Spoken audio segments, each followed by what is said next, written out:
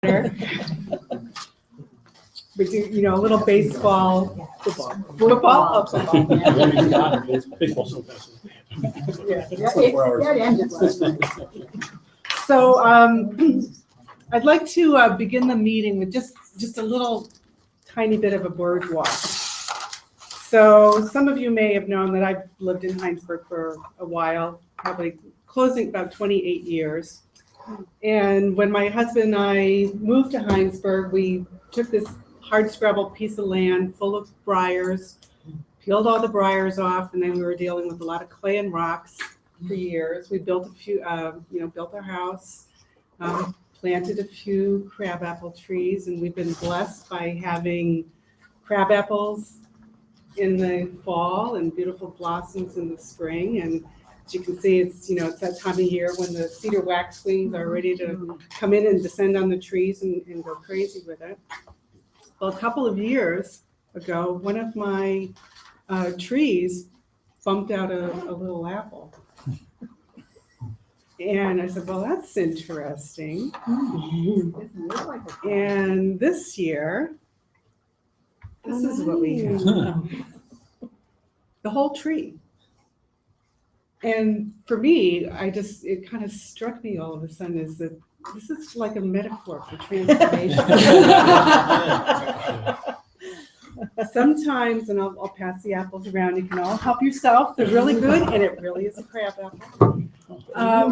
But sometimes you have transformation before you, and you don't even know it until it kind of hits you in the face. And what I've recognized from working with the communications subcommittee, and it really came across to me in the past week, is that we are already at a different place in our supervisory union than we were even a year ago. And our subcommittee for communications has been working so incredibly hard to build the scaffolding for our work over the past few weeks and have done incredible work. And Mark and Kelly with your FAQs, totally spot on with that, and you're going to get encouragement to keep going with that because you're taking complex questions and making them really easy to understand. And Kevin, your scaffolding with the website and everything else electronic. It's been working many, many hours, and we've had great support from Jessica Wilson and Mike Camper. So we, express our appreciation to them as well. And Karen, you took the PowerPoint from Mike and then turned it into something that was our own. And, you really took on that charge and went full bore on that. And so thank you for that. And we don't have Dave here, but he's the master of acronyms for how to get points across public funding. Anyway, that's a little sidebar there. But I wanted to say thank you to the subcommittee. I also want to express appreciation to Sandy. She's done incredible work behind the scenes. It's hard to have these weekly meetings. It's beyond the schedule that we had originally planned for, and to pull minutes together and agendas and so forth in ready in time so that you can look at it before the next meeting. It's a very challenging thing to do, and thank you to Sandy for what she's been doing there, and Elaine and Bob and Mike. The administrative team has been so incredibly helpful. There's a lot that happens behind the scenes. So I just thought it was important to pause and express some gratitude.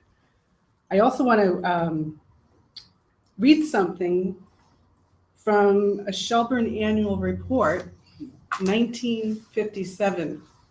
And I'm just going to read the first sentence. During the spring and summer, the Shelburne School Planning Committee met with similar groups from the South Burlington, Williston, Charlotte, and Heinsberg to explore the possibility of forming a union district composed of the 5 towns. It was in 1957. They couldn't come to agreement, and they put it aside. And South Burlington opened their own high school. Well, the And so union did CBU. union actually. districts, and then we had CBU. The state came along with some legislation shortly thereafter, and then we had the union high school. And one of the authors of this report is Barbara Snelling, who is a longstanding school board member in Shelburne and then CBU. And she passed away today. So I wanted to take a moment to acknowledge the contributions that Barbara Snelling has given to this community. And she was passionate about public education and worked really hard within Shelburne to promote conversation about sharing resources and doing what was right for kids. So just want to take a moment and express gratitude to Barbara Snelling. 1957, that would have been the Sputnik era. Yes, absolutely. And this was the high school. This was the building. Mhm. This was the high school. They were arguing whether or not whether And when you this do high good school- work back then, instead of getting like little bitty crab apples from your trees, you get big apples Yes. from a crab apple tree. Thank you for indulging that. So tonight, you got your agendas, and hopefully we're going to spend a little bit of time on the calendar towards the end, so we have a better sense of where we're going. And Mike and Elaine are going to do a lot of the talking tonight, I think, and as well as the rest of us, but they're going to provide some guidance for us here. So let's start with some adjustments to the agenda. Are there any adjustments? Anyone have anything? I guess I do, on first round public forums, you don't have St. George's date on it. Okay, so when we get to that, we'll just make sure that we Okay. go through that.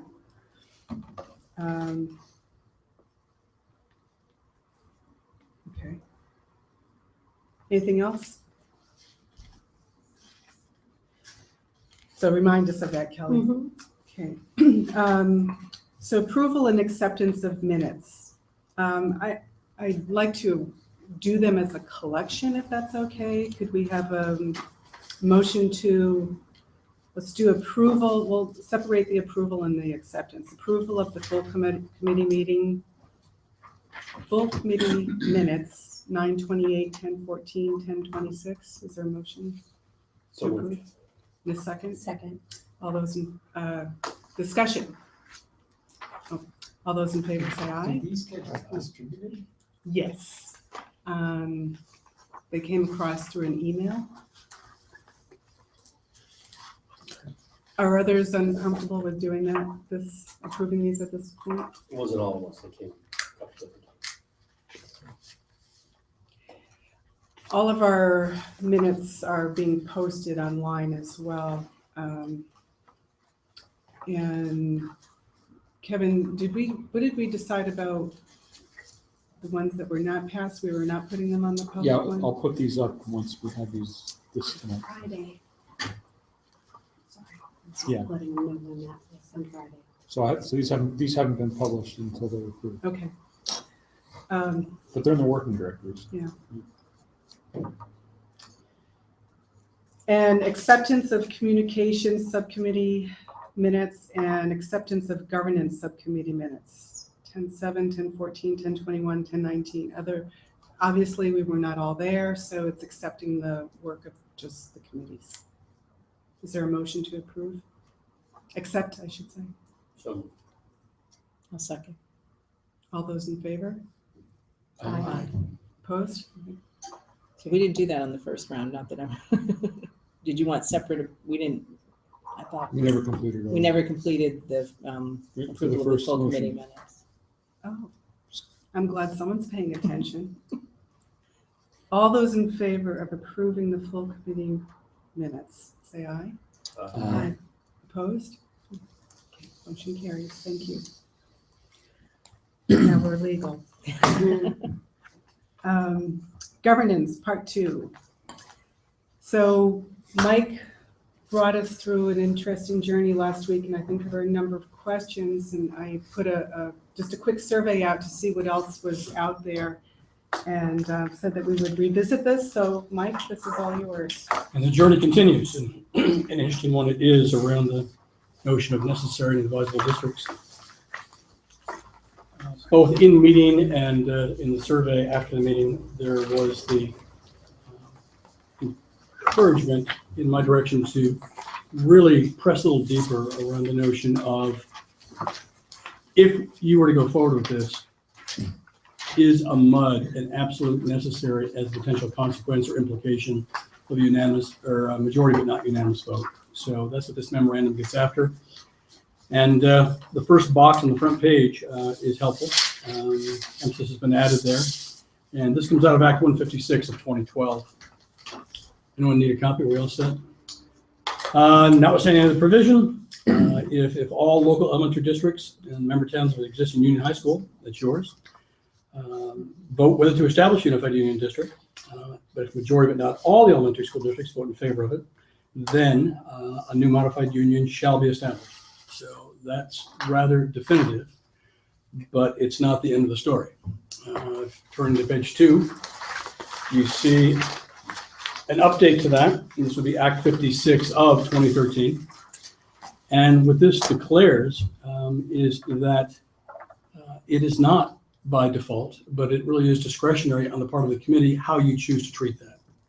So if you were to go forward with an effort to advance the unified union, and if a majority of the member districts of CVU, 3, were to vote yes, it only becomes a MUD if you say it becomes a MUD. And you must say it in the articles and in the report itself. So that is how it works. It no longer is by default. It is now your decision about how you want that to occur.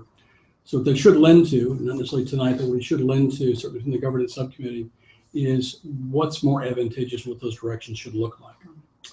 So carrying on, I know that Bob and Elaine had opportunity to speak with Chris Leopold last week. I spoke with Chris again this morning. Chris is district counsel for your SU. And I wanted to really understand his thinking around the range of options. And he indicated there were 2, and they are as follows, A and B. A looks familiar to you, with Charlotte, Heinsberg, Shelburne, and Williston as the operating districts being advisable, St. George being, necessary, with St. George being advisable. So 4 of the 5 would be necessary. Mr. Leopold also said, well, you can also treat it where every single one of them is advisable. But that's not his recommendation to you at all. So technically, that's possible. Advantageously, it may not be possible. So the discussion goes like this. In A above, as I mentioned, it is your discretion whether to invoke a MUD as an option in the event that a simple majority but not unanimous vote of your communities. You've got to expressly detail that in the report and the Articles of Agreement. If the above structure was advanced, the report and articles did not detail a contingent MUD, then a MUD doesn't happen. So in that example, if all necessary districts were to vote no, if any necessary districts were to vote no, then you would revert back to the same governance structure you have today. So there would be no change to that whatsoever. So Please. Act 46 doesn't supersede. Doesn't trump that. No, it Doesn't doesn't. trump And it. that's an Okay. important Right. conversation point. You're right about that. It's also important to note that there hasn't been a unified union established in the last quarter century, halfway from Sputnik to now. So the nature of these laws are really being tested in some ways by Act 46. So moving on to. Can I just make sure I understand? Yes, let's take the time So around that. we could put into the articles of merger, articles of agreement, whatever we call it, that we want all in, or we revert back to where we are now. Yes.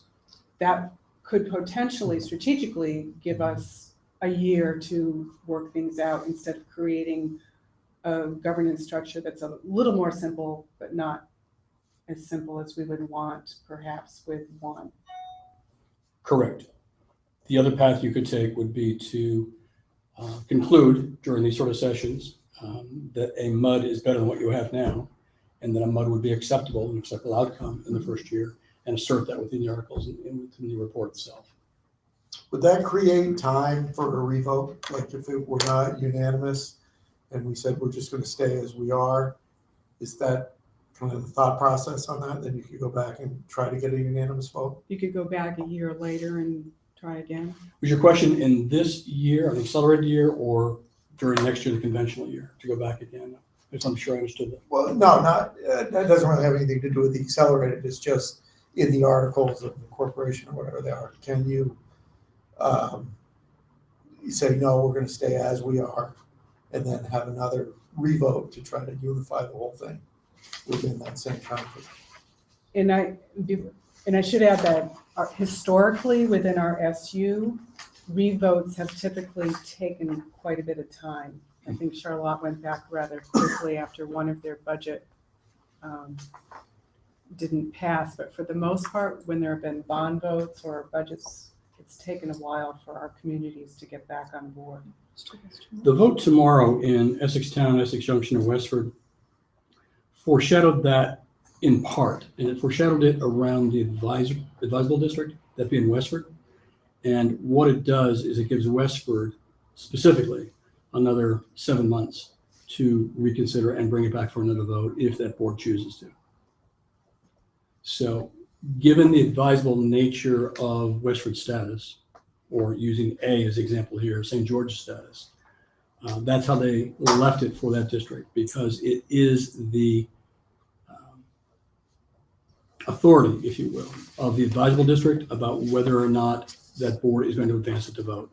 Those who are necessary must send it to vote. Those districts who are advisable, using the example St. George, the St. George board decides whether or not to advance it to vote.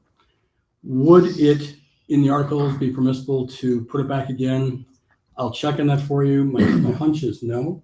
My hunch is that a revote would need to be petitioned, and you'd go through those normal mechanisms to make it happen that way, or reconvene and decide to put it to vote again. So would everybody need to revote again, or just the ones that? Well, it's an if-then question you're asking, if I understood it, and I guess I'd rather not Okay. guess at it. Let me dig in that a little deeper for you. That'd be an interesting concept. They would say, we're not gonna change, but then if somebody doesn't come along in those articles, give them a chance to do a revote. Hold on. What's the scenario being posited? If the scenario is everybody has to approve or nothing's gonna change, then we remain at the status quo. In order for any consolidation to happen after that, we have to go through the exact same process that our boards have gone through to date, creating a committee like this, that committee then going through the process we're going through, and then putting it out to the vote every town again. And is it you're thinking that If the original vote is an all or nothing. okay. If the original vote is, if not everyone approves, then we have a mud, that's a different scenario.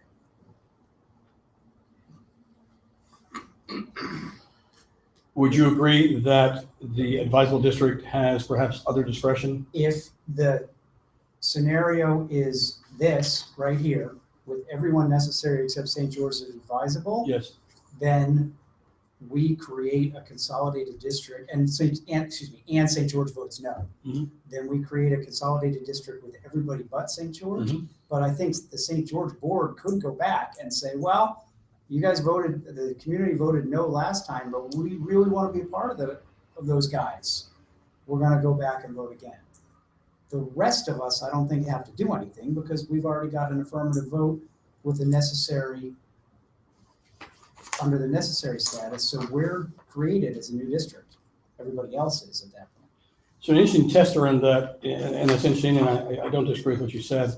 I do wonder if that opportunity for St. George continues well, in perpetuity beyond the notion of the incentives, or whether the newly formed unified union gets a chance to inform whether or not it's also acceptable. I would think that the newly formed union has to convey an invitation There you go. to St. George in that scenario, to St. George to say, if you guys vote yes, you can come in. I don't think that is an open-ended invitation time-wise. And I appreciate the way Sandy has included on the back of each agenda the charge, and it's just useful to go back to that charge. And clearly, the charge here specifies a particular target for the vote. So, So the question that I hear you going to, Mike, I think is this. If we go down and seek any vote, is it an all or nothing vote? Or is there some improvement in the system that we have now that we want to get for a interim step of consolidation? Let's say hypothetically, St. George and Heinsberg say no. Do the other communities want to create a MUD? And if the Yes. answer to that is yes, then we need to construct the agreement that way. correct. If the answer is no, then We omit that. we go down and we say it's all or nothing. And to use the example of Chittenden East, where this most recently occurred, the creation of their MUD was not their first choice, nor was the most successful vote their first vote either. So it was something that that last committee concluded was appropriate.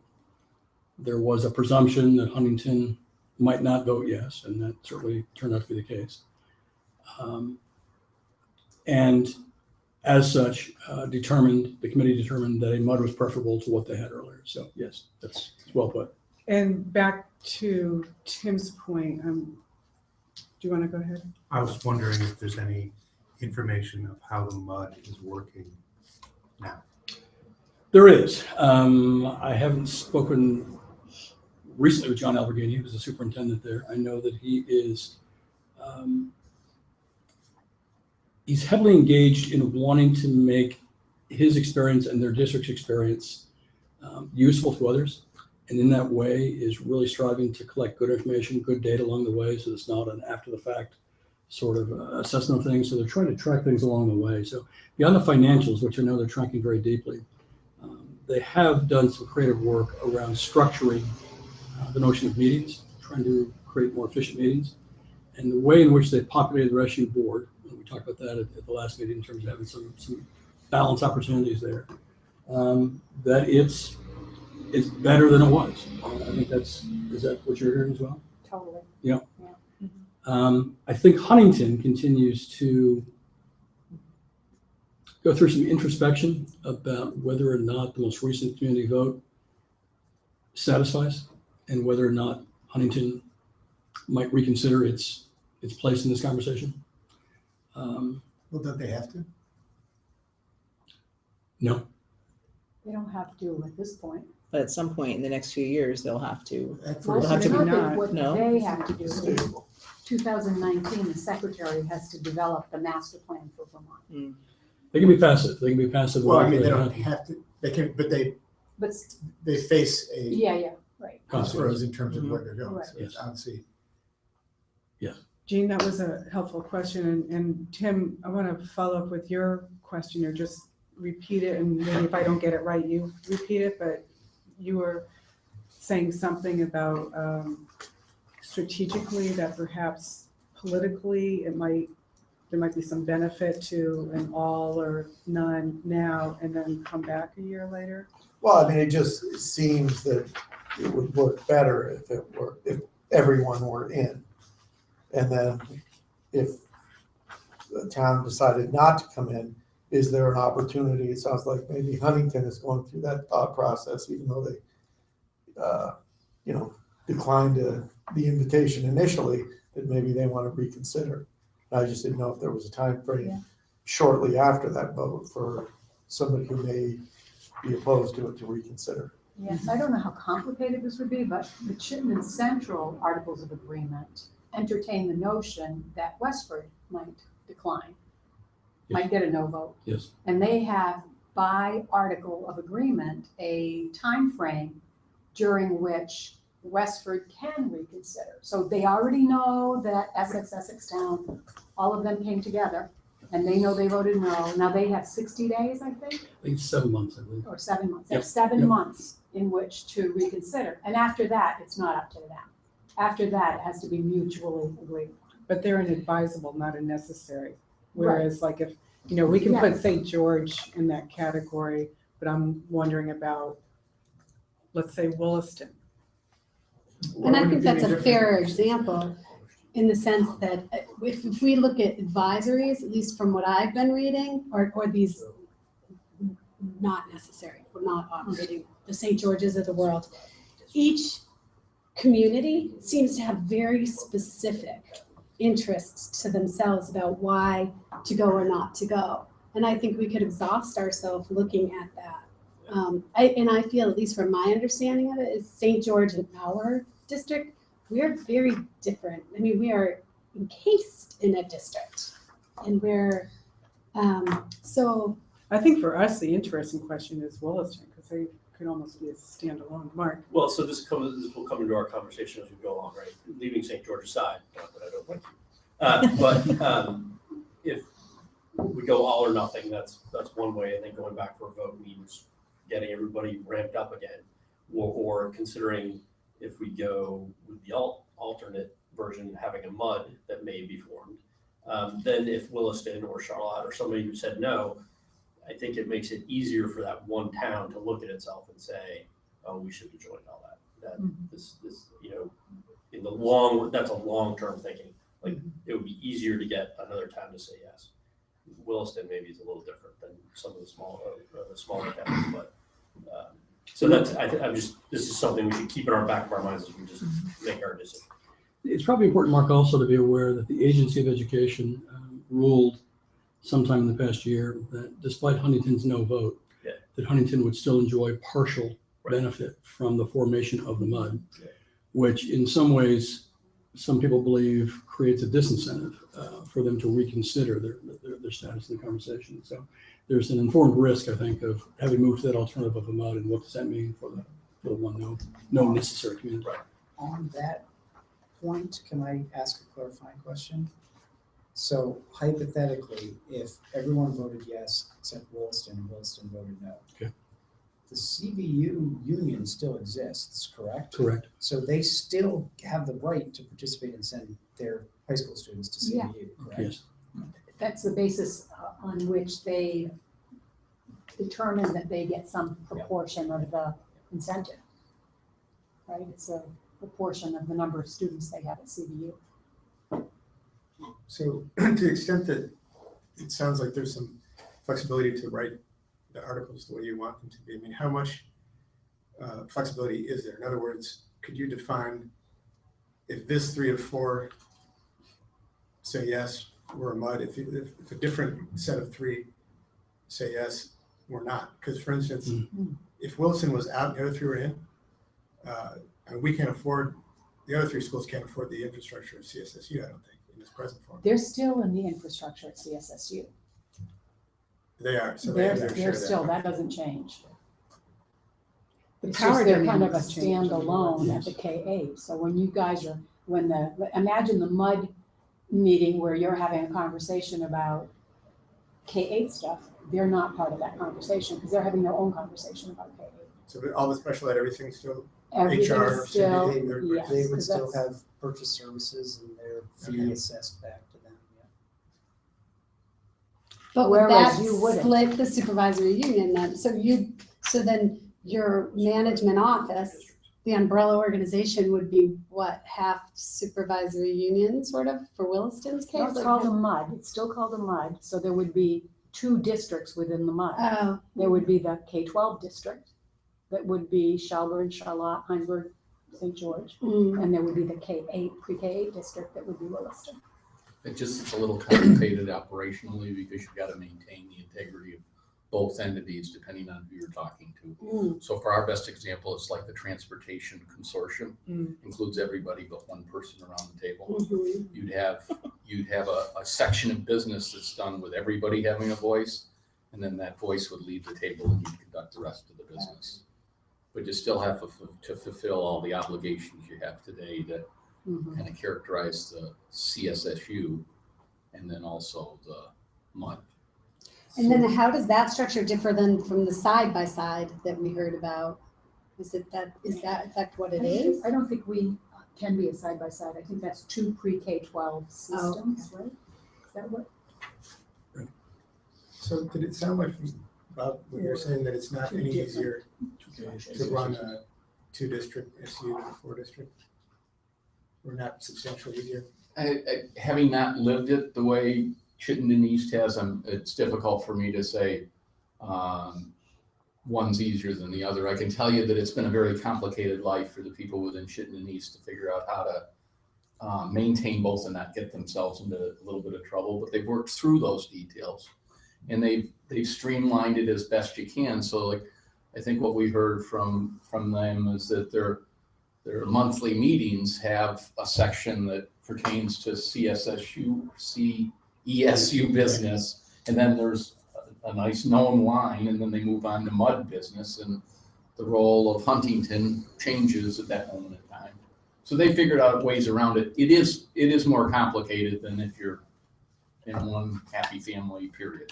Can I just ask But it can be worked. a logistical question for administrators? So let's just say Williston votes no. They're big enough, they can do whatever they want.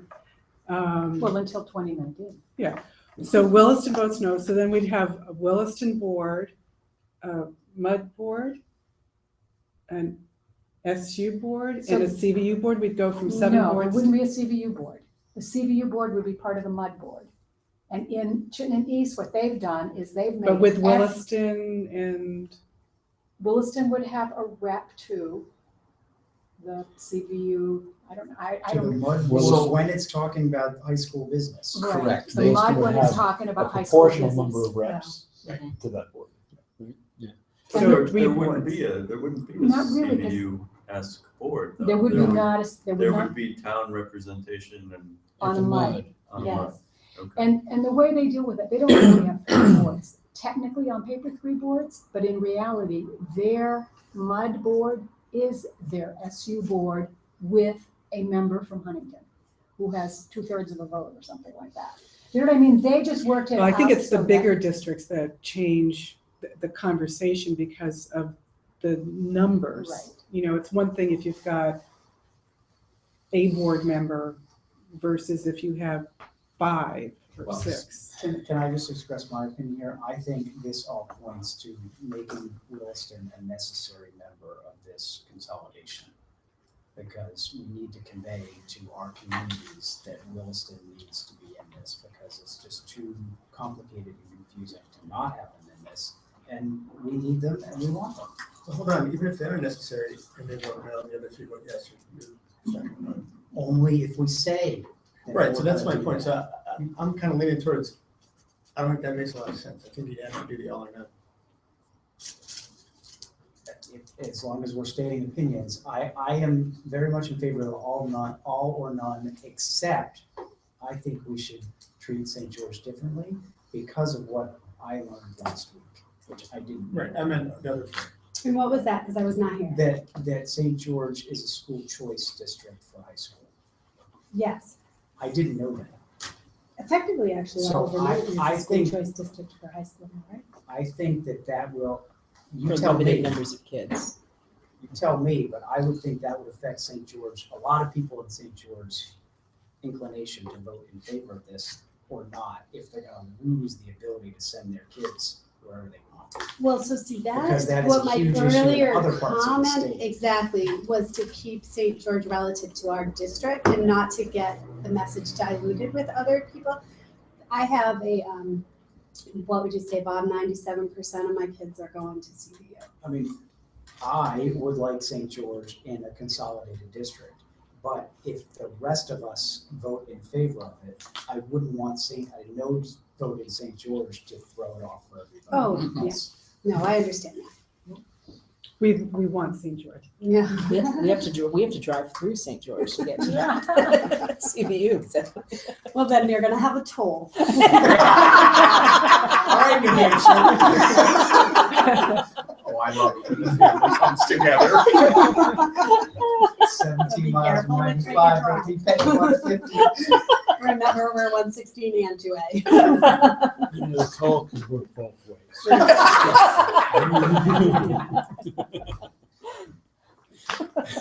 So continuing the memorandum. Chart 2 on B on page 2 again shows Chris Leopold's alternative thought. And that is that, yes, it is technically possible to enter into this sort of structure where every single community is considered advisable. So the conversation points on page 3 go into his observations about that. Again, he wanted to make it crystal clear that this is not a recommendation on his part, just that it is technically possible. Concerns and observations include, first bullet, implications of the to-date untested condition of advisable district boards not advancing the issue to voters. And what do you do then if every community is advisable? Boards take different positions about whether to advance it to voters or not. So, second, again, implications of to-date untested challenge or determine proportional representation about which boards advance it, which boards don't, and how is it you do the math around figuring out fair, constitutionally sound proportional representation. Third is given the ruling by AOE and the state board that upon getting East Mud to be informed that the no district, Huntington, serves or shares the proportionate benefits in the mud. Therefore, having multiple communities deemed advisable could serve as a voting disincentive and could really be sending the wrong signal based on what your conclusions are here. Fourth, in the case of CSSU, given the size of some of your member districts, the issue of secondary options for member districts voting no could surface. And as you're using the examples earlier of some of your larger member districts, it certainly does beg the question about whether that could, in the mid to long term, threaten enrollment at CVU, what that community's decisions might be around its own secondary obligations to provide education, the extent to which it stayed with CVU or not, becomes a different sort of conversation point for that one community, particularly for the larger ones. And last, that it could preclude access to accelerated incentives because it's only the necessary votes that are eligible for the first year accelerated pieces. So again, I just go through a little history there about Huntington. And I think there's a third vote out there in Chittenden East is when the committee came to this conclusion to make Huntington advisable. So in that example, I believe Chris served them as well as their counsel. That wouldn't have been their first choice coming out of the barn, but it was a choice based on where they found themselves in time and based on their circumstances. So anyway, hope that helped give some of the questions answered from the previous meeting about. To back up on something you just said, Yes, you said that only the necessary schools are eligible for the accelerated incentives. So No, only those votes which include the necessary towns of the Union High School District. okay, If your question was, will St. George enjoy the incentives? right? If The they answer would voted be- yes. The answer would be yes, Okay. if all 4 go to yes. Okay, If all 4 don't go to yes, then there are no accelerated incentives. right. Okay. I think as I understood the point, if St. George should vote no, it would not influence the bigger decision of the other 4 communities. And that was your point, I think. Okay. But if St. George is advisable and votes yes, then they come in with everybody else and they get the incentives of Mhm. transitional assistance. Just like everybody else. It's all the does. reason in the world for St. George should vote yes. We just need to Well, convince Williston. Yeah, but honestly, when Mike disclosed last week that St. George is a school choice district, I took a deep breath because I don't know your community and I know that 95 to 98% of the students in St. George, high school students, go to CVU. Given what I've read in the paper, I can envision a number of families moving to St. George because they thought they could use the money to go to Rice or private school somewhere else. Well, they can't go to Rice because that's religious based, but just so you know. And I know who those But- people are, and I do have a vocal minority that does come out the same way they came out for the K-8 contract with Williston. Yeah. But I also know the larger proportion, and I am in very close contact with our select board, and I'm feeling favorable. Okay. I mean, I guess in that scenario, I don't doubt that, but in that scenario, what do you think, would it be harmful if we were to characterize St. George as advisable Versus non-advisable? versus necessary?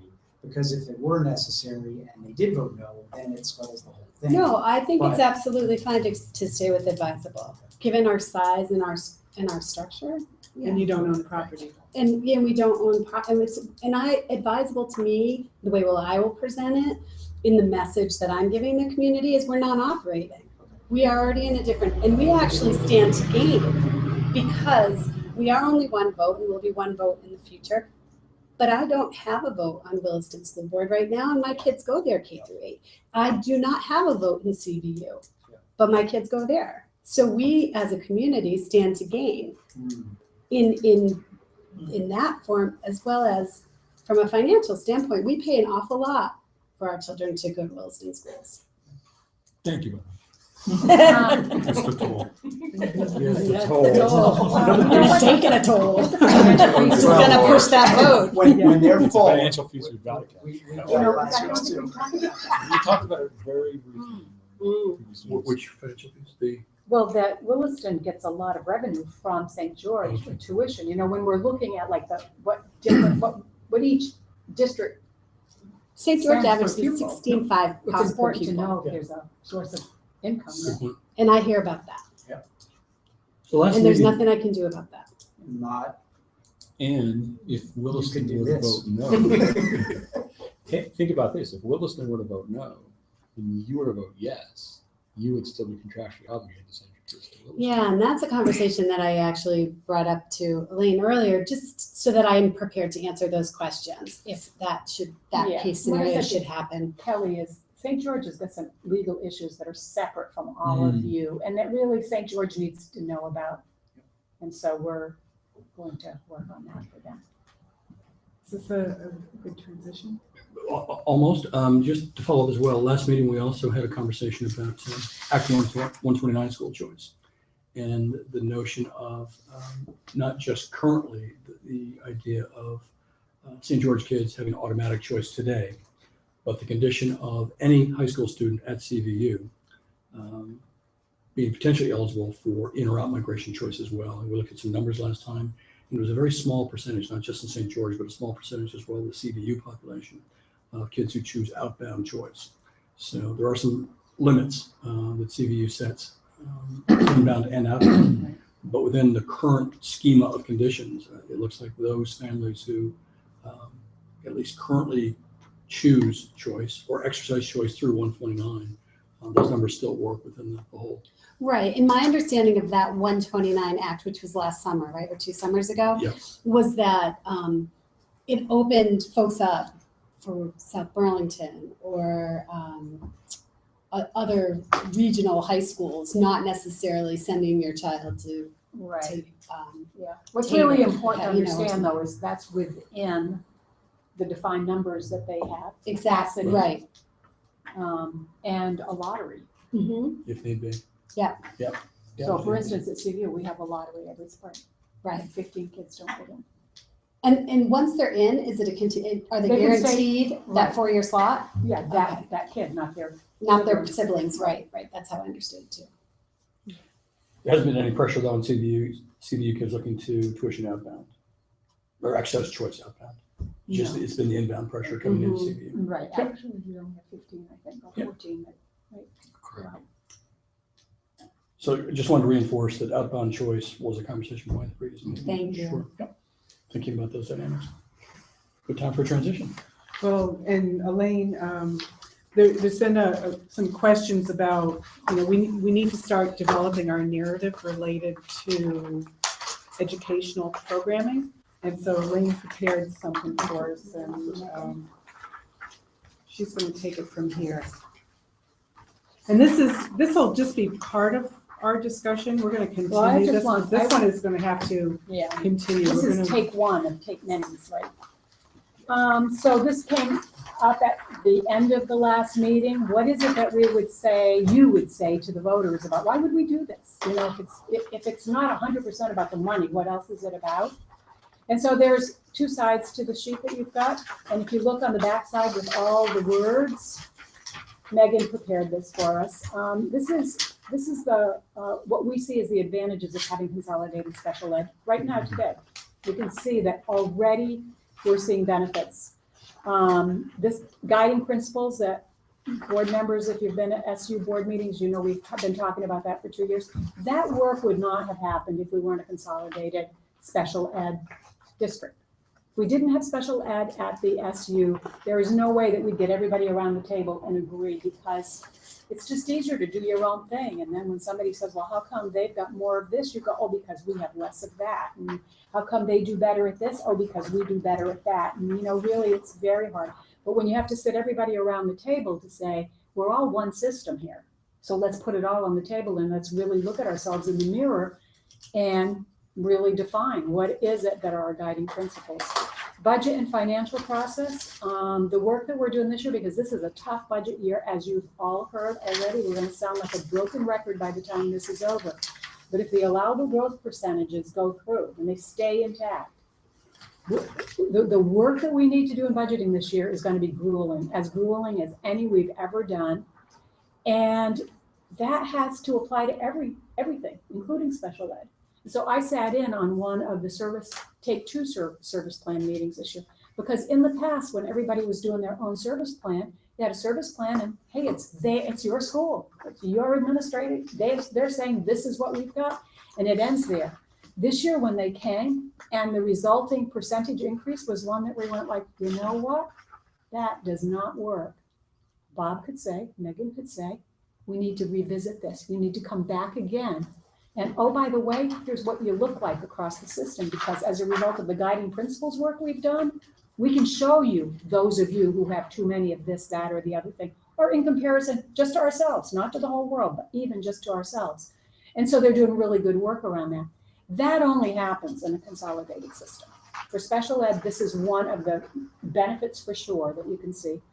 And sharing resources across the SU. So also this, I'm not sure exactly what she's got here, but yeah. So already in the budgeting situation, we have opportunities that otherwise, because they cross districts, there's an opportunity that's presenting itself that in the past we would have,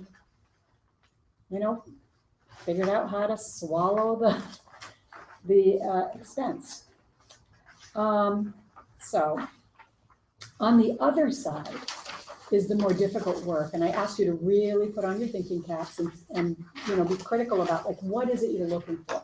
So I took a first cut take at, if we were to say to somebody, your kids will get a better education and you will be happier with the results of our efforts if we were a consolidated district, how might we start to develop that narrative? And I think it starts with a connected system of education pre-K-12. So if you've got a connected system, you've got greater leadership stability, and you've got an elimination of redundancies. And that leads directly, I believe, to more focused, undistracted time for principals to serve as instructional leaders. And if they can have that time focused on instructional leadership, not on boards, they spend quite a lot of time on boards and that level of management, then they have more time to spend and to really embrace more meaningful supervision and evaluation.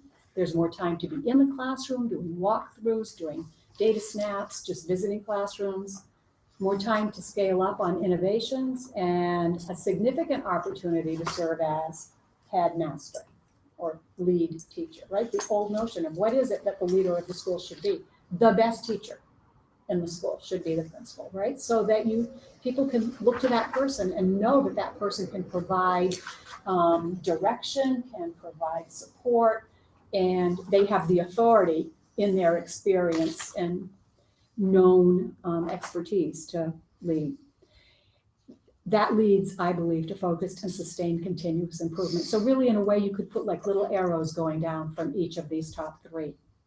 And with focused and sustained continuous improvement comes growth in student performance for everybody, a rising tide rather lifts all boats, narrowing of the achievement gap, and more time to focus on comprehensive strategies to improve education.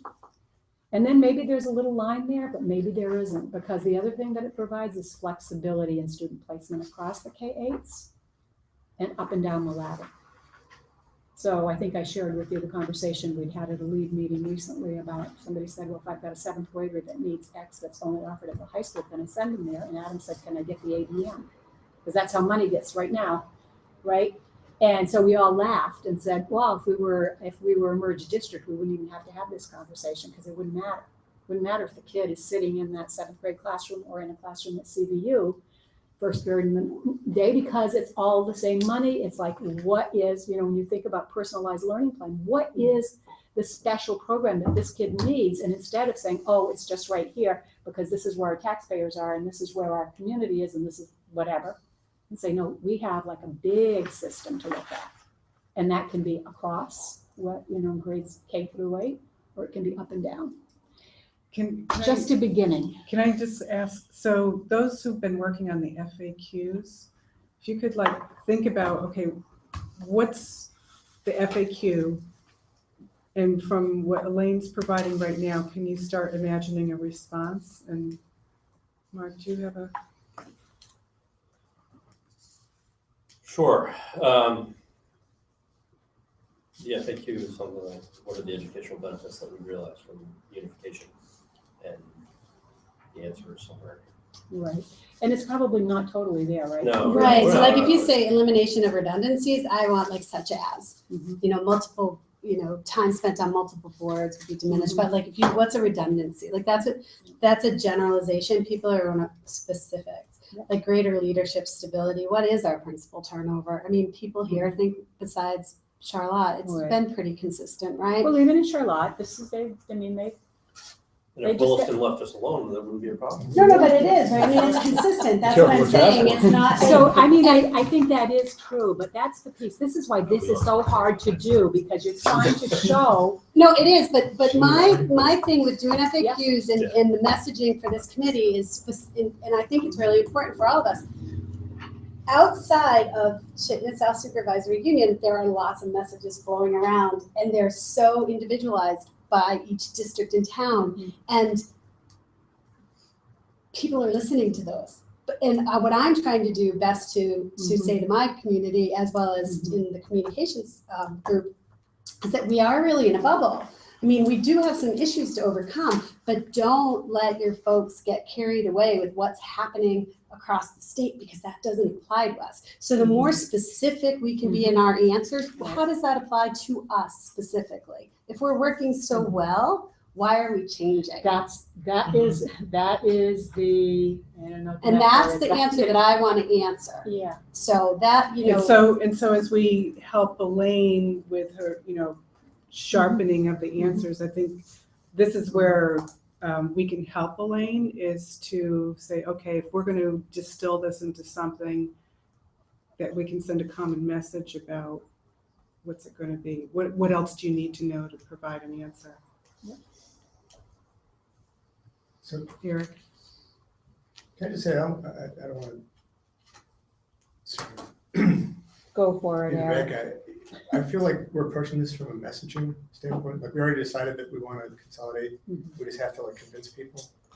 And I understand that some of the motivations are very meaningful, right? There is a meaningful tax incentive, meaningful financial stability implications about having one large pool of pupils rather than different sets of pupils, because it's the same thing with special ed. It's that shock absorber. Right. As kids move or populations fluctuate, it dampens some of that negative volatility. So I understand there are financial implications. I understand that it makes yours and Bob's job easier, which may not matter to voters, but it matters to you. It's almost like an afterthought. What are the educational benefits? Well, this question came specifically from this committee a week ago, is wanting a want to start working through that question. Right, So but I mean, I Elaine's always felt responding like to that. everybody question. kind of says, "Oh yeah, of course we wouldn't do it if it weren't good for educational outcomes." But we never had the discussion: is it really going to be better? And to sort of Kelly's point, what do all these things mean? Like, elimination redundancies. Do we fire a principal in Charlotte? Because we were told we needed 2 because there wasn't enough time to provide instructional leadership with 1. Does it mean the supervisory entity is taking some of that principal role and telling them, I've got you covered from an administrative standpoint, you go in the classroom? Can I just do a timeout? So we started this discussion saying that this is a first run at conversation. So we're not going to answer all of this tonight. What we can do is help Elaine from our novice perspective say, okay, I'm hearing it. I've been sitting at meetings. I understand that. Help me as a community member better explain to others. And so we're not going to solve it tonight. Right. No, I didn't mean to get help. into the weeds on specifics, but from a But let's, big picture let's be standpoint- kind. And no, I do think from a big picture standpoint, I'm not sure we've made up our minds that it's unambiguously better for student outcomes. And no, we're not making that conviction right now. What we're saying is if, the what if, in what ways might it be? Kevin? To me, it's a bit of a catch-22. I can't make my mind up unless I can examine this stuff anyway. right? And all I was asking is that, So in my opinion, people may be projecting that here, but I'm trying to stay objective and just take it all in and understand these as pros and or cons. That's just my opinion. my only point was that I agree with you that we should have that discussion as a sincere discussion about what are the pros and cons and what do we think about them, not how can we convince the public that Yeah, it is a good thing. Well, think see, but there's a messaging tough is- part of this. Yeah, and I'm sorry if I used the word messaging and that got too much of a marketing ring.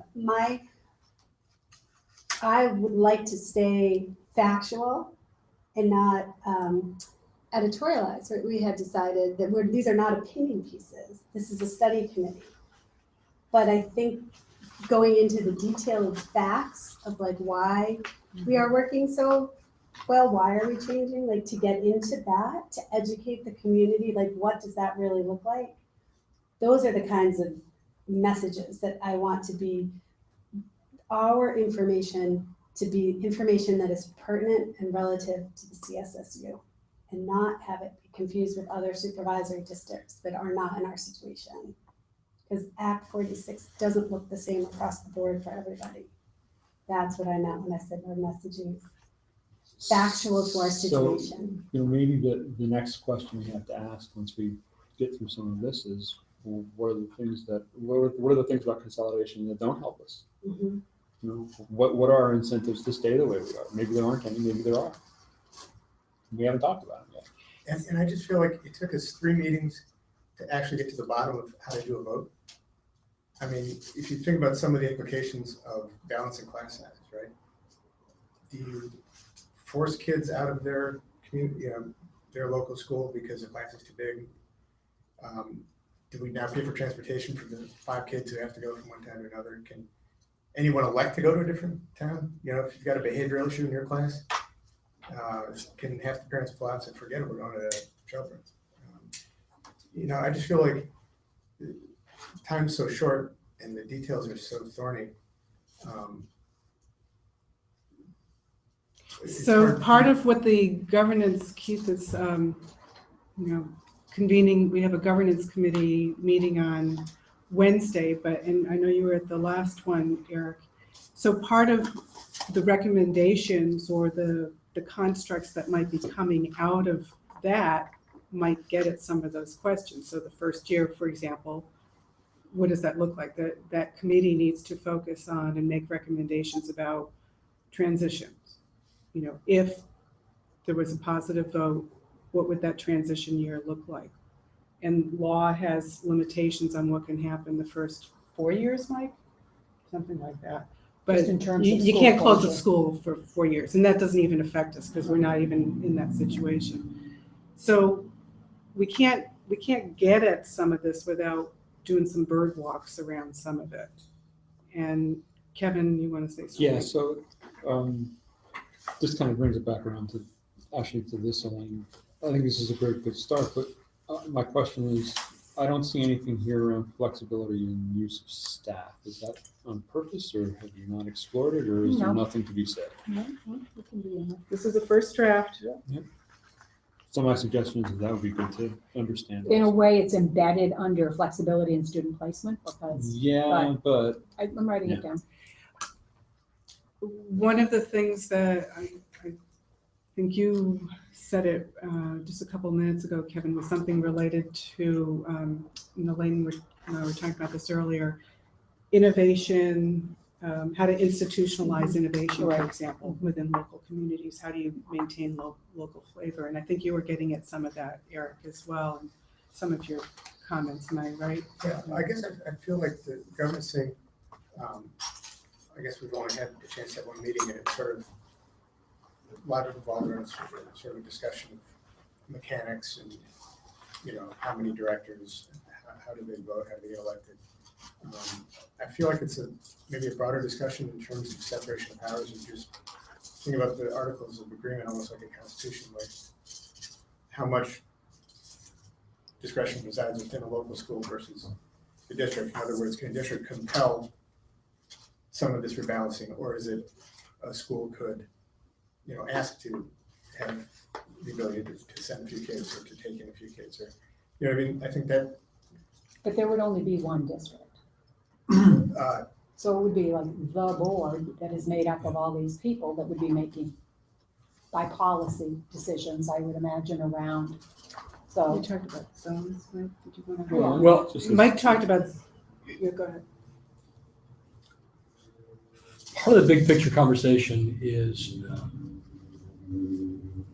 upon advancing something, how much detail is it responsible to attach to that something, and how much might be deferred to the new board that gets elected. Things like attendance policies certainly are part and parcel of routine board work. And the new board ought to, early on, make some determinations about what the rules of the road are around school attendance.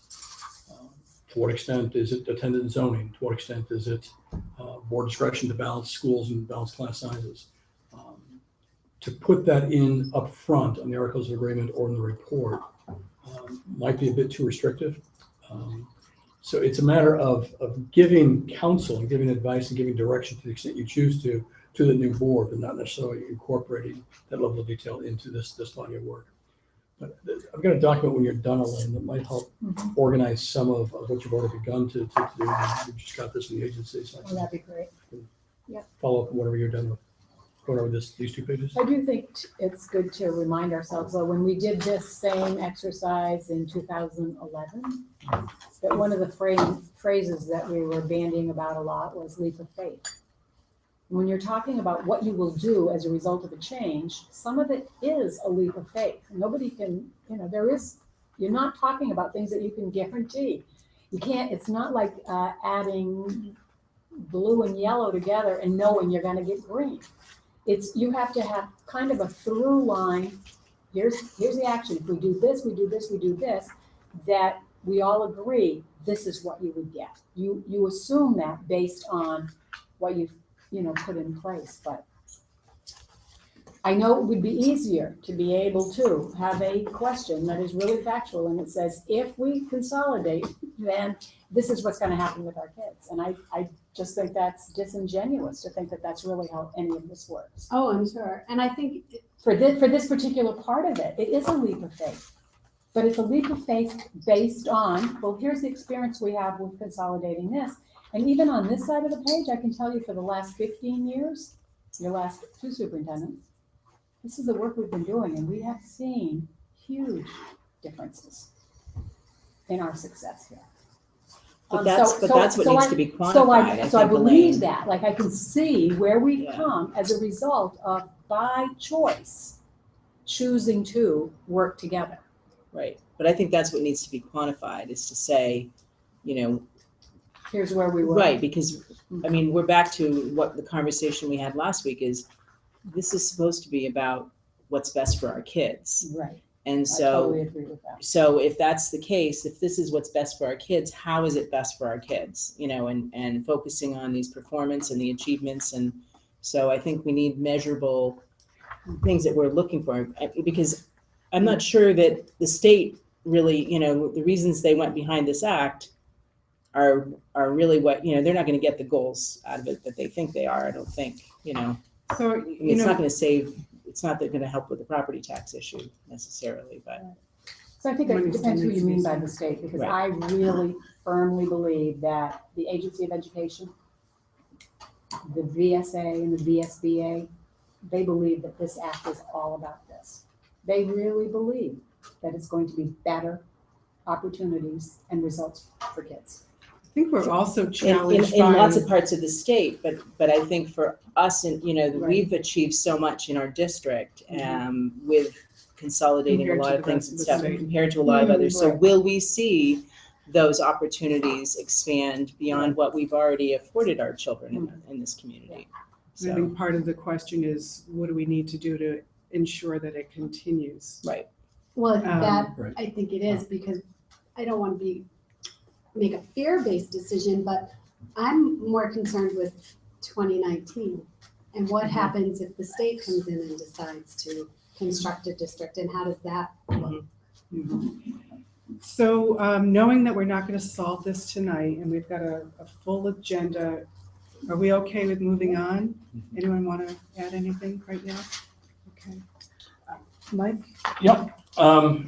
You might have seen that the agency has requested from the General Assembly 3 temporary positions around this very project in the agency, and it just reflects back how challenged the agency is right now to really serve study committees such as your own. We had been expecting 2 documents from the agency. One is not going to be forthcoming, and that is the endgame timeline. Kevin, this will be useful, I think, to your calendar work.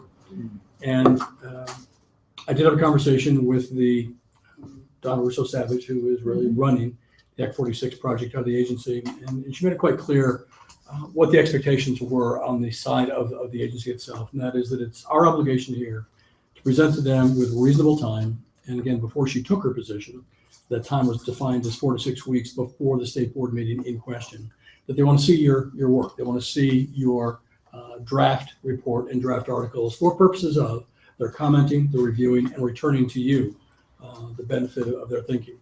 They will not be advancing your raw document to the state board. Those come back to you for final adoption, final editing, whatever you choose to do.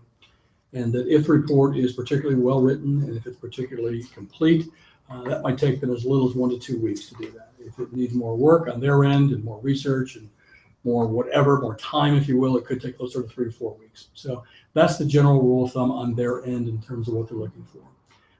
I spoke with the secretary's new to position staffer to the state board. And for the January meeting, for example, materials, that's a January 19th meeting. Agenda needs to be defined by January 8th. Materials need to be in hand by January 12th. So you get a sense it's about a week and a half or so before any defined state board meeting that our stuff, our body of work needs to have been vetted, satisfied you, passed your muster, and been returned to the state board for its consideration. So that's not a document that's going to be forthcoming, but that's the background work on it.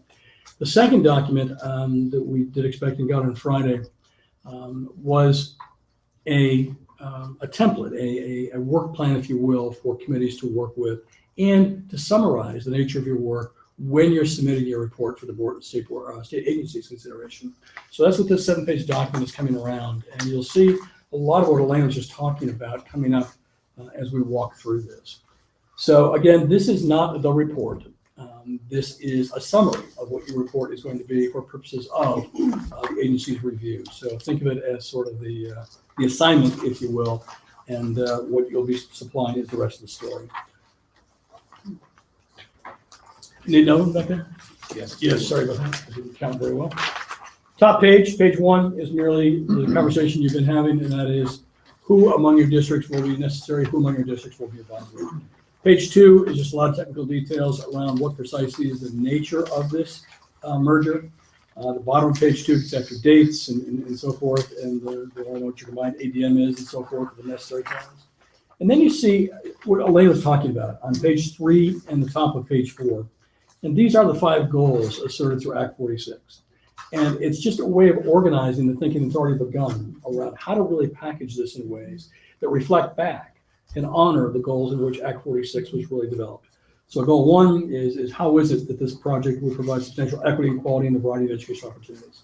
I agree with the conversation that needs to be quantified. You need some level of detail, some evidence-based foundation on which to report these things.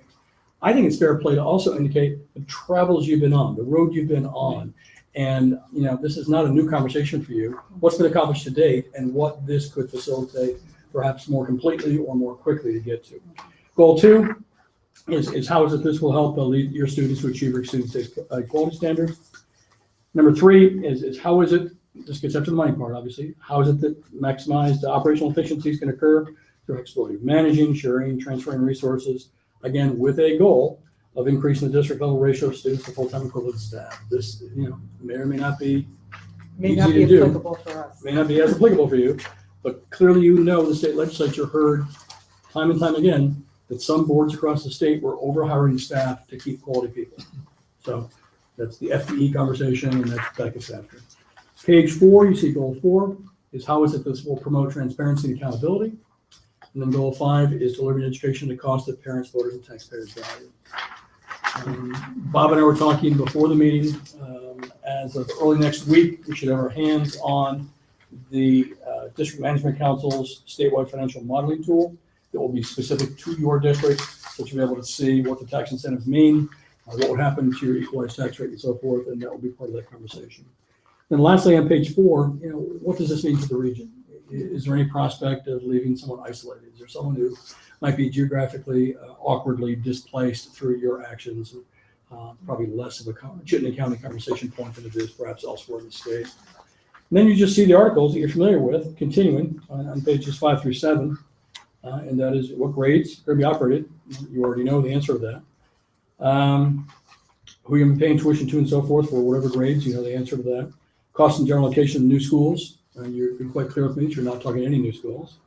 Number 5 is more pro forma than it looks, and this gets after a little bit of Eric's question. This is sort of the first year conversation point. What we've seen approved by the state board for past reports, articles, is fundamentally 5A, 5B, 5C, merely honoring and addressing what's in law now relative to curriculum, relative to transportation, relative to the assignment of staff. This is where your labor unions will certainly have an interest in this piece and how you address that. And it's fundamentally an issue of honoring master agreements and honoring the requirements to get after new collective bargaining obligations that the new board will have. Page 6 goes on to the indebtedness and what that definition of that indebtedness looks like. And I know Bob's been doing good work on that. Number 7, what piece of real property we're talking about, what the valuation is, and how it is that the new district will pay for those properties. Typically $1 in consideration has been the way that's been managed in other projects. Number 8, how is it the capital operating expenses will be shared among the proposed members rather. Number 9 is how will it be that your new board is proportionally represented, and what will that look like? No less than 5, no more than 18. And what's your rationale for having defined and declared that methodology? You've got item 10 on page 7. What's the term of those officers? Again, divided among first, second, or 1-year terms, 2-year terms, 3-year terms, expiring in a logical sequence that makes sense in terms of succession of board members.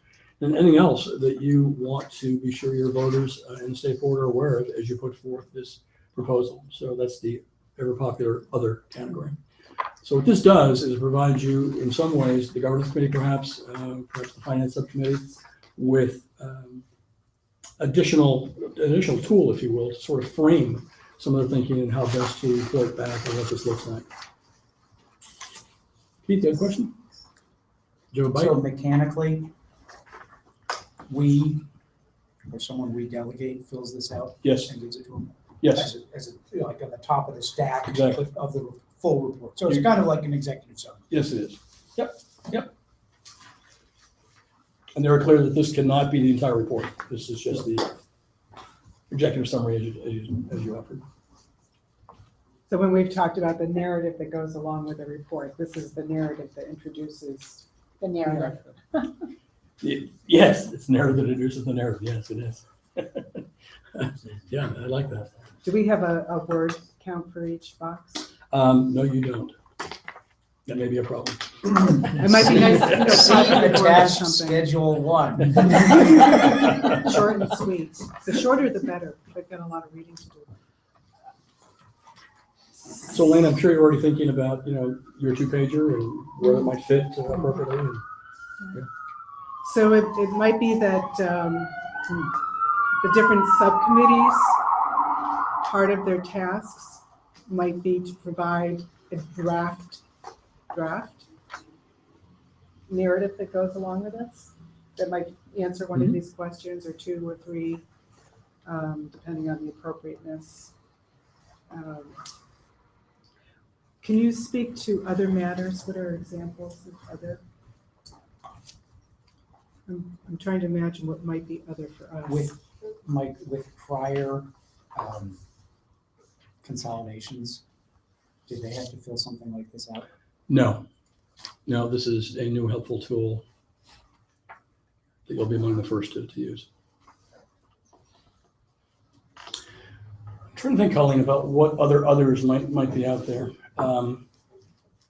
In Essex Junction, for example, the school district awkwardly oversees their recreation department. Oh. It's one of 2 school districts in the state that does that. the governance of their recreation department would be an example of unique conditions that might exist there that need to be addressed, needed to be addressed by before tomorrow. And we don't need to do anything with the tech centers, right? No, you don't. I can't think of other examples right now, but that was one that came to mind. So would it be an appropriate ask as we're going to talk about charges of the subcommittee, but to start thinking about, okay, if I was on the finance subcommittee, I know that I'm going to work with Bob on questions, 7, 8, 9, whatever it was. And would that be an appropriate way for us to think about our contribution? I have a chicken and egg concern Mhm. with this document. Recommendations to the full study committee. I don't know which is better, but this document and the longer report need to be consistent. Yes. So I don't know whether we draft the report and then pull parts of it out and put it in here, or whether we draft this and then elaborate on it in the report. It depends on your writing style and your writing training, I would say. It could be argued either, and I would say that it probably has to be an iterative process regardless, because you're going to want to flip it and see if they match. And at some point, there's got to be a single voice throughout, so it can't be hodgepodge. But you could use this as you're going to figure out if you have a lot of information on certain goals and where your holes are, like we need more information to achieve, Right. if we want to write about this particular. And I goal. was thinking, like, for example, I could just talk through an example.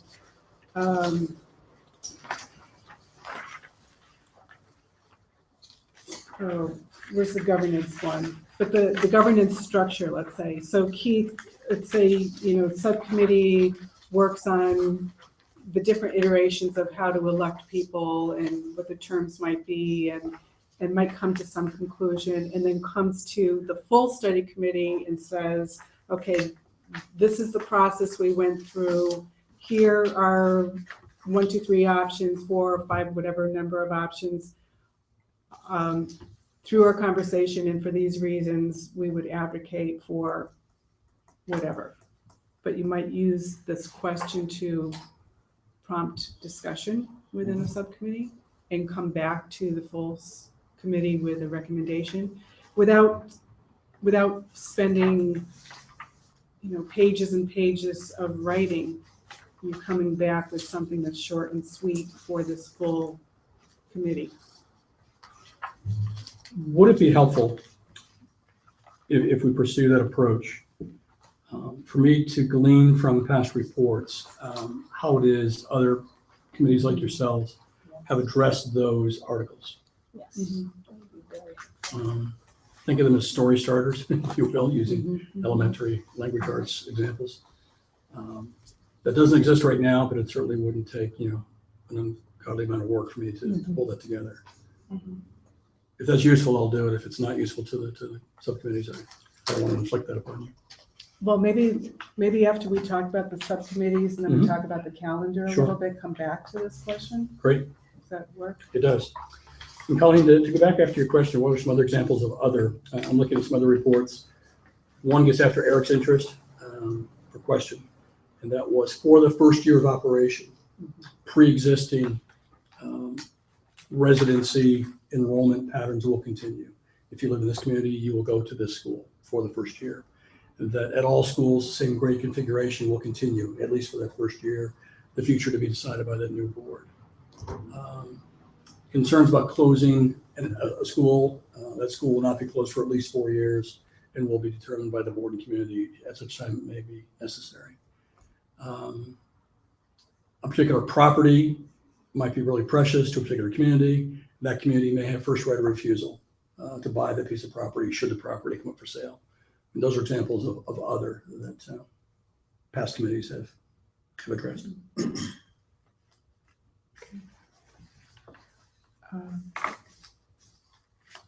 you want to do more with this? Or should we go forward? I think let's go on, yeah.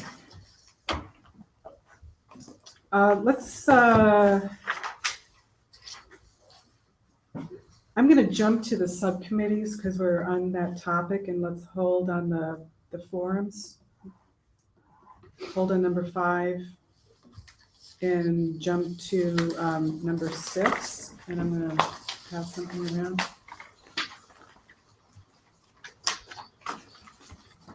So when we started discussing about using subcommittees, and in conversations with small groups, we had conversations about, do you think this subcommittee could work on these particular tasks?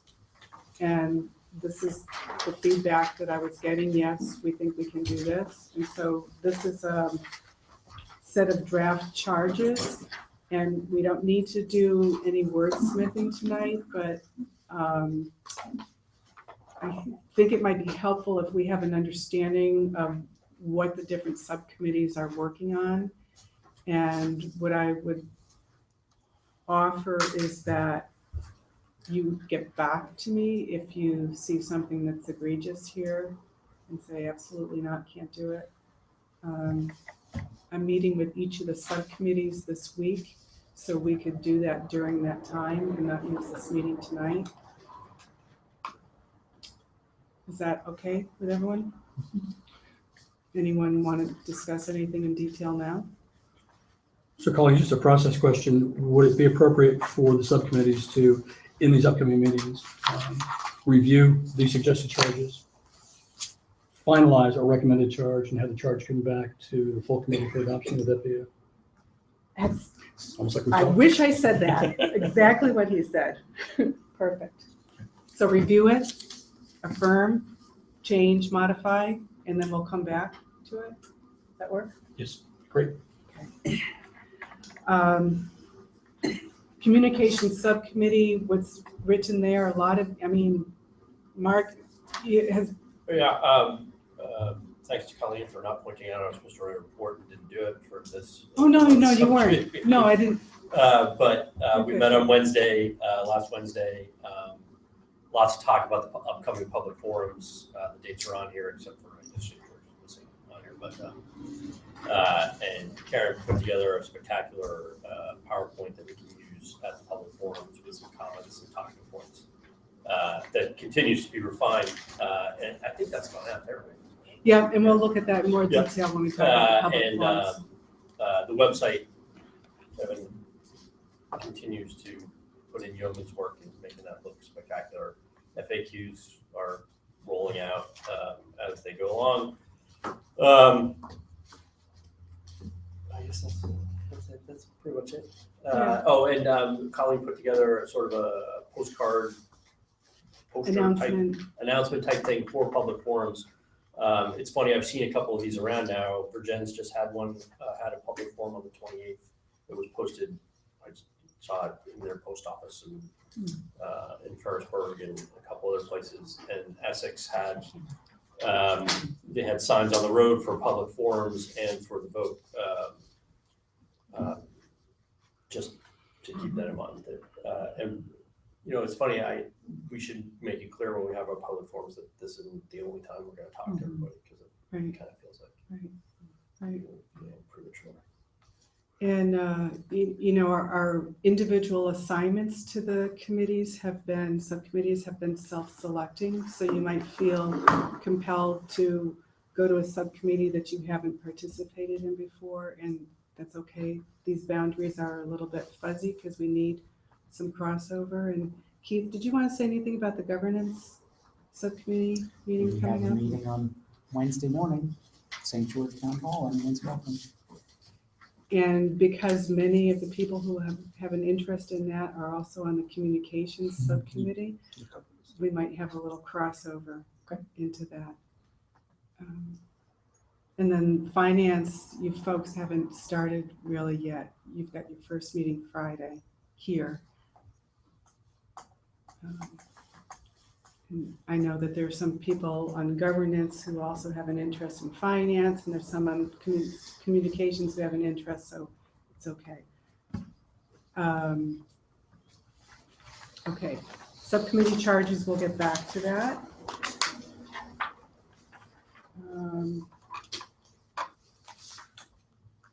let's talk about the public forums. Mark, you started that.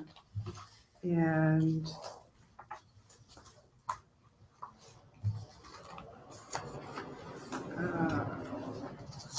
so we talked about the local boards hosting them and perhaps board chairs starting it.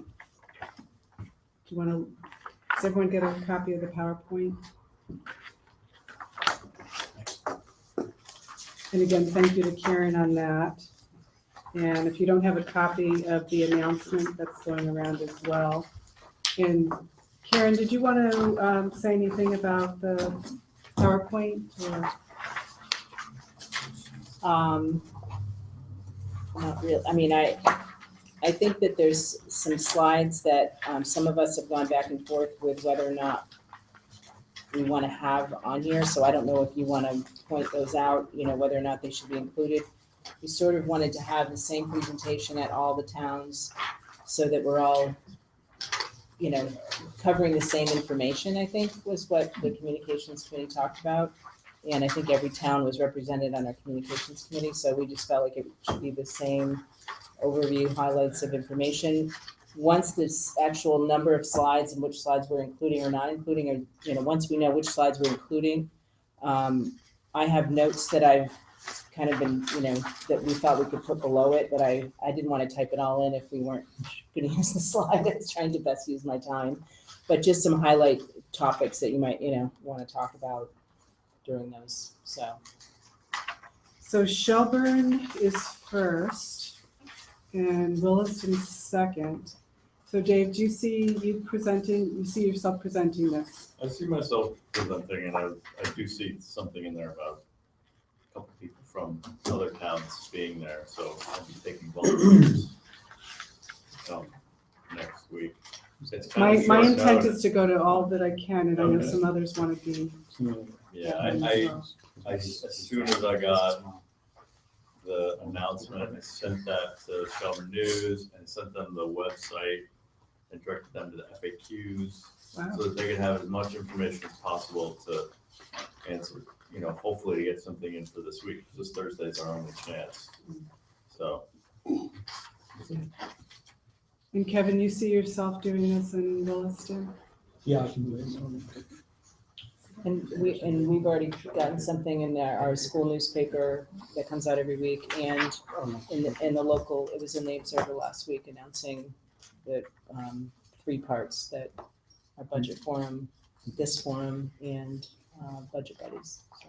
So if people could read through the PowerPoint with a critical eye for fact checking, you know, for example, I think we've got approximately 700 employees. I don't know if that number's accurate, and so we'll want to make sure that we have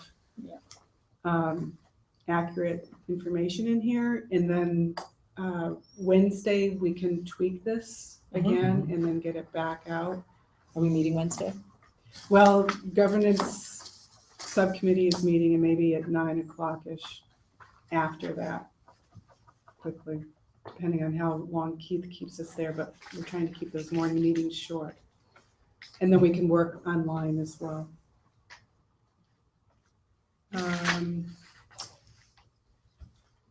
Dave, you had some sense of how you saw this part of the forum going. Do you want to speak to that again, or just reminding us? I can't remember what I said. So the PowerPoint presentation is going on. Board chair says, hello, welcome. Yeah. You know, do we want to be collecting information? Or? Yeah, I think, we were gonna have some thing there to take write down concerns and record those and just distribute them to everyone. Standard format. Yeah, Okay. I don't remember. You did this to me last week, and I kind of remembered what I was talking about. This time I can't remember what I was talking about. We'll have it down by the time we do it. Okay. Karen, thank you for pulling that together. Just for accuracy, the November 31 in Heinsberg is wrong as to the timing. The Act 46 discussion is at 5:30. There is no budget forum at the same time.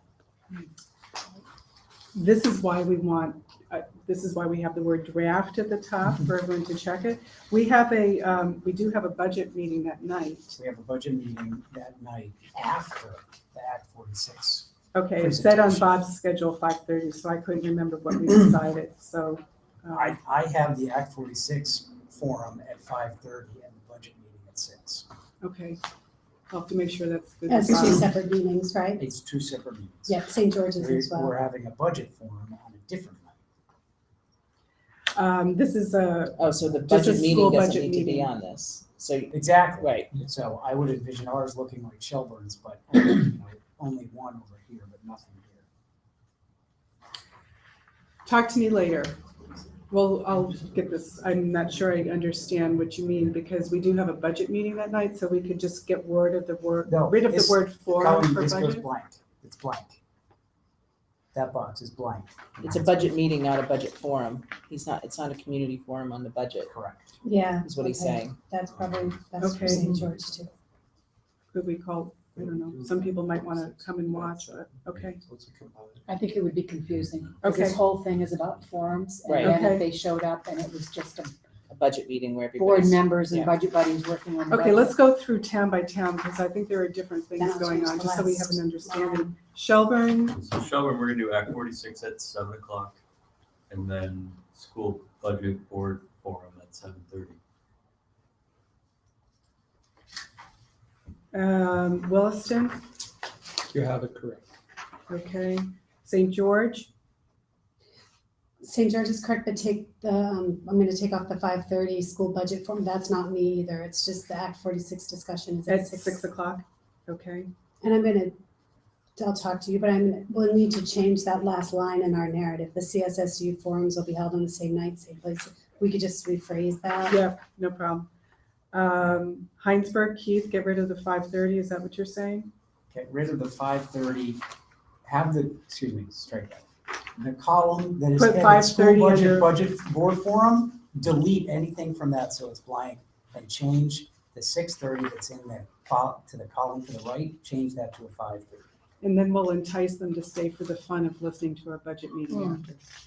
They're invited like the public always is, but Got it, thank you. And Charlotte, 6 and 7. We'll do the Act 46 and 7. okay, in both forums? So should we do that? Can we make that decision? Because it is kind of confusing. If the Act 46 discussions, should we just list that separately and get rid of the column for school board budget altogether? It's not what's the feeling about that? I don't think you should. I think it's a great way to draw people in. Okay. For both reasons. then as Kelly suggested with that sentence that's right before the chart, say something that, all districts will hold a budget forum. Some of them are on the same night. Yeah. Some are at a different time.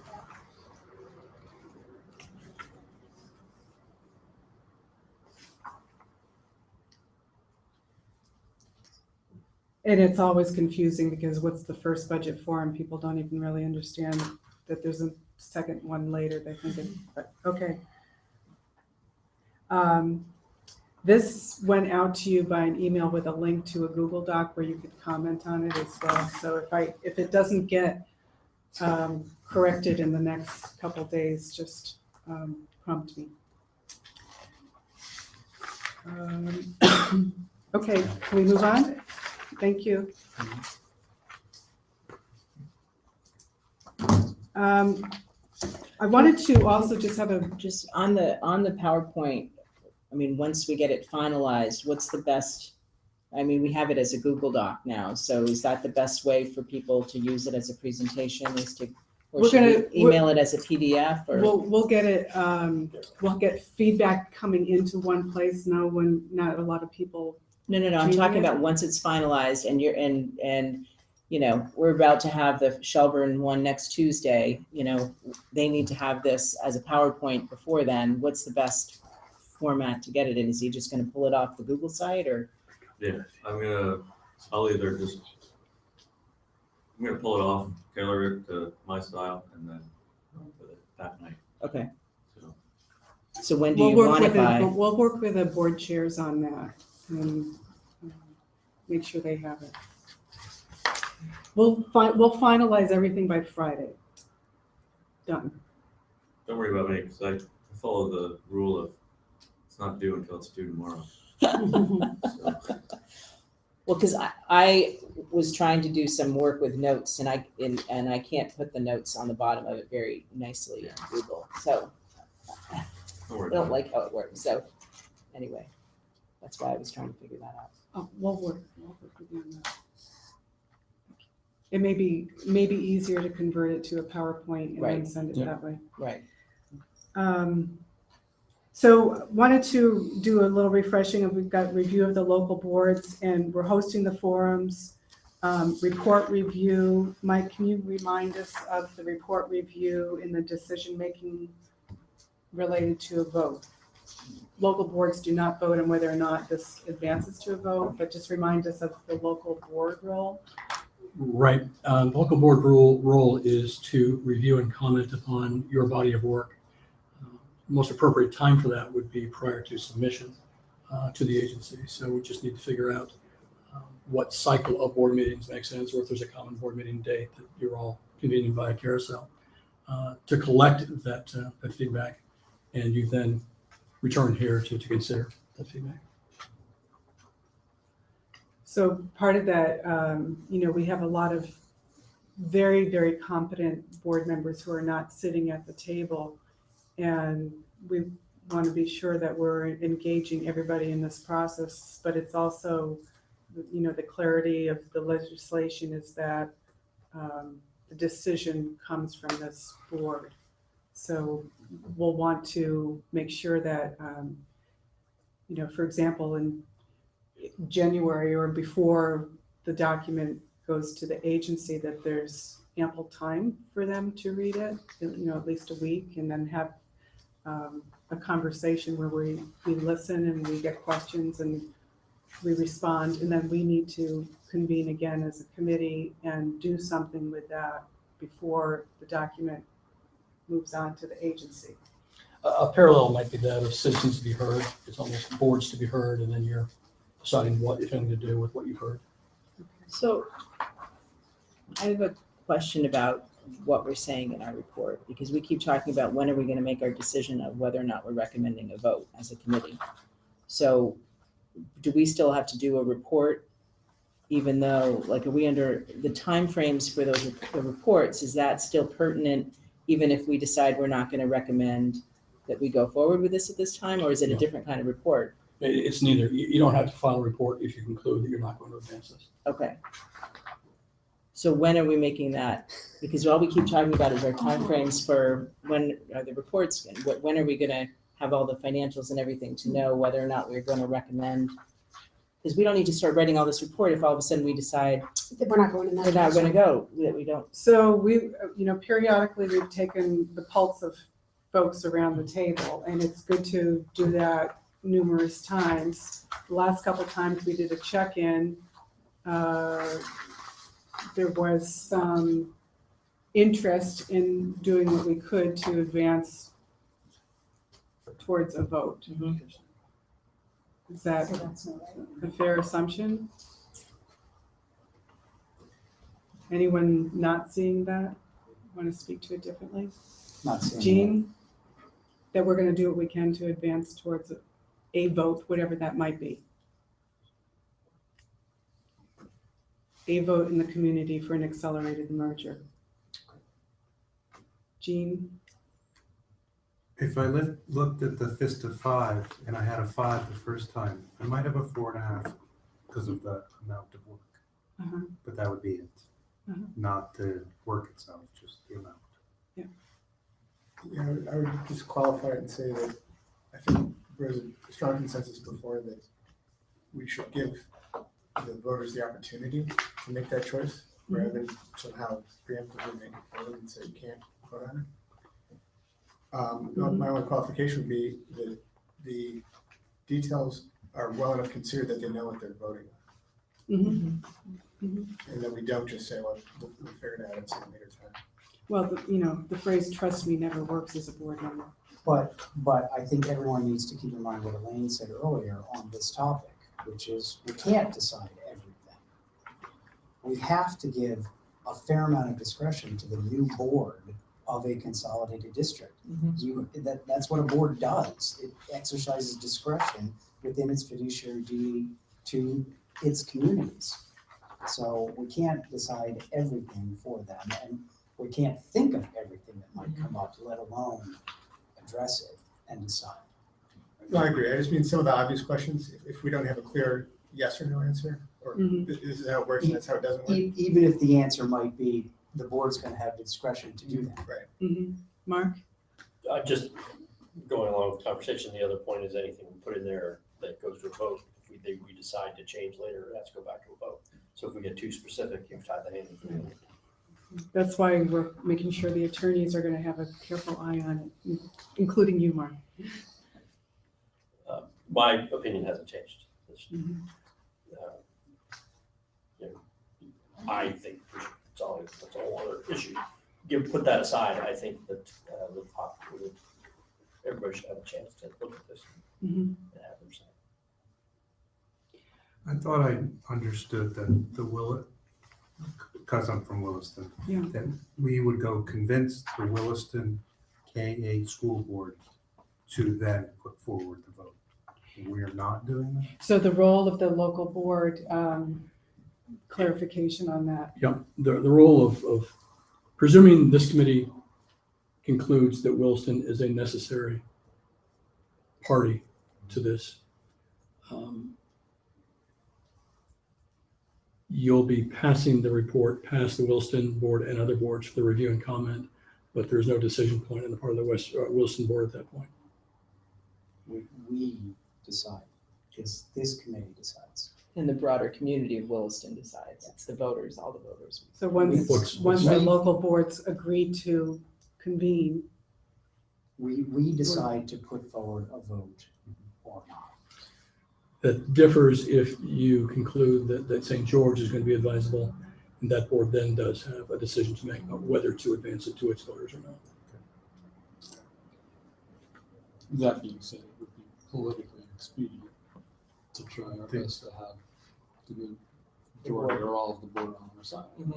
So my observations of the, I appreciate the interest in the volume of work because I agree, which is why, I started adding meetings to our calendar earlier.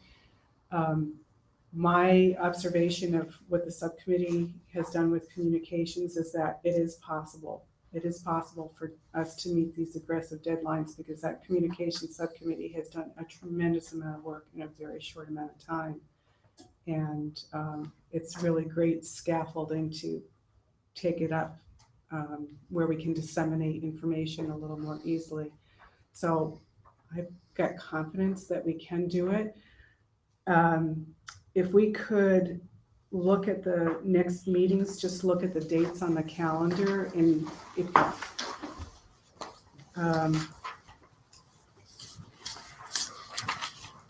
this is draft thinking, and so accept it as draft thinking. So there's a board chairs meeting tomorrow, and they're going to discuss whether or not to add to the calendar a January meeting that's a carousel meeting. And the focus of the carousel meeting would be for all boards to review a draft report if we had it. 11/4 Wednesday, this coming Wednesday, governance subcommittee. Keith is providing leadership with that, and I keep pushing him to come back to us next week, or if not next week, the week after, with something that we can start chewing on a little bit, and we keep using the example of representation, proportional representation. What does that look like? We need to have a discussion as a full committee about what that looks like. That's just an example. Financial subcommittee is getting going on Friday. Bob has a whole bunch of stuff for us already. Even though the subcommittee has not met, he's got a lot and still waiting for some modeling from the state. So next Monday, 11/9, I, just talking to Mike and Elaine about what I'm thinking might be possible is to perhaps focus on either a question or two from the governance and probably more from the finance committee, just to get the full committee looking at whatever it is we need to look at and have conversation. Kevin? On the 9th, I have another committee meeting that's Williston specific. It's our facilities committee meeting at the same time. So I would have to excuse myself, but my bigger concern is that hoping my compatriot, Mr. Mason, could join me at that meeting, and now that could be a big conflict for you. I was thinking I'd make all of those meetings that night. Do you not think the facilities committee meeting will move forward quick enough? It's scheduled for 5 p.m. We're here at 5:30. Oh, I have it down scheduled at 4:30. Then let's move it. We felt Let's move that. it. And I'm happy to do it earlier. We can get it ready to go. That's what's on my calendar right now. It is hard with the calendar, just looking at Bob and Elaine's calendars, trying to get a date. I mean, they are booked until the end of January, every day. They are out every night. So do you think, Kevin, there's a chance that you could move up that meeting and get Bob and you back here? I'll connect with Kevin and Greg tomorrow. We'll see We'll see what we can do. what's available for us. I know already my other board member can't make it till 5:30 that night, so. Oh, is that what's, okay. Yeah, then that's a problem It's a for problem. me and you. Yep. We'll take it offline. Yeah. Okay, all right, if you could get back to me, because I work on the agenda starting tomorrow with these guys, making sure we've got it.